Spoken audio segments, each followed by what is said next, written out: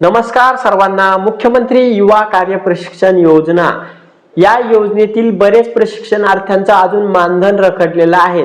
प्रशिक्षणार्थ्यांचं त्यांचं 11 महिन्याचा कार्यकाळ संपून सुद्धा अजून असे बरेच प्रशिक्षणार्थी आहेत ज्यांचं मानधन बाकी आहेत। वेगवेगळ्या विभागातील लोक आहेत आणि ह्या विभागातील लोकांची हाजरी ऑनलाईन होण्यासाठी प्रॉब्लेम येत आहेत। तरी ज्यांचे डिसेंबरचे, जानेवारीचे किंवा अनेक दुसऱ्या महिन्याचे जे टॅब बंद आहेत त्यांच्यासाठी कौशल्य विकास विभागानं ते जे टॅब त्यांचे बंद आहेत ते टॅब सुरू करावे लवकरात लवकर, जेणेकरून ती हाजरी त्यांना अपलोड करता यावी आणि त्यांचं जे मानधन आहे रखडलेलं ते त्यांच्या खात्यामध्ये पडावं। कारण या प्रशिक्षणार्थ्यांनी एकदम चांगल्या पद्धतीने त्यांचे जे कार्य प्रशिक्षण आहे 11 महिन्याचं तर ते पूर्ण केलेलं आहे, पण त्यांना त्यांचा जे मानधन आहे ते त्यांच्या खात्यामध्ये अजून जमा झालेलं नाही काही विभागामधील, आणि ते त्यांच्या विभागामध्ये सुद्धा जाऊन आले, कौशल्य विकास विभागाला सुद्धा भेट दिली, पण तिथं सुद्धा त्यांना पूर्णपणे निदान त्यांच्या खात्यामध्ये मानधन अजून जमा झालेलं नाहीये।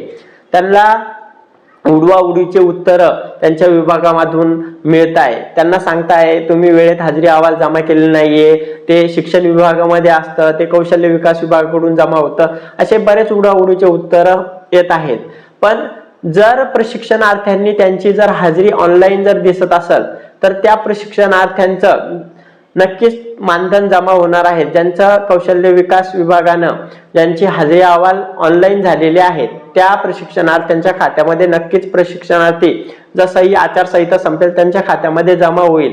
पण ज्या प्रशिक्षणार्थ्यांचे मागील टॅब ओपन होत नाहीये, ज्यांचे टॅबच ओपन होत नाही, त्याच्यामुळे त्यांना हाजरी अहवाल अपलोड करायला, हाजरी अहवाल ऑनलाईन करायला प्रॉब्लेम जात आहेत, त्यांची मुख्यमंत्री युवा कार्य प्रशिक्षणाची प्रोफाईल त्यांची कंप्लीट नाहीये, तर त्यांच्यासाठी त्यांची प्रोफाईल कंप्लीट करण्यासाठी प्रोफाईल अपडेशन ओपन व्हावं, त्यांना त्यांच्याकडून अप्रूव्ह सुद्धा भेटावं, या सगळ्या ज्या आहेत आता नक्कीच यांनी जर वेळेत त्यांची हाजरी अहवाल जर ऑनलाईन केली असती, जर वेळेत त्यांनी त्यांची प्रोफाईल अपडेट केली असती तर यांचंही मानधन ऑनलाईन झालेलं असतं आणि त्यांचं जमा सुद्धा झालेलं असतं। पण बरेच प्रशिक्षणार्थी असे आहेत की त्यांचे अजून मानधन रखडलेले आहेत, तर लवकरात लवकर हे रखडलेल्या मानधनाची प्रोसेस करावी आणि ज्या प्रशिक्षणार्थ्यांचं मानधन रखडलेलं आहे त्यांनी त्यांचा हाजरी अहवाल ऑनलाईन झालेला आहे का तो चेक करा।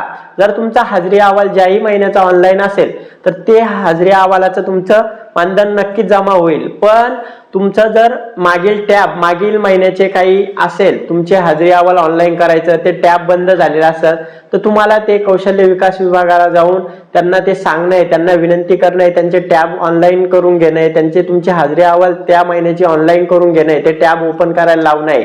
तसं तुमचा हाजरी अहवाल जमा होणार नाहीत आणि तसं तुमचं मानधन जमा होणार नाही।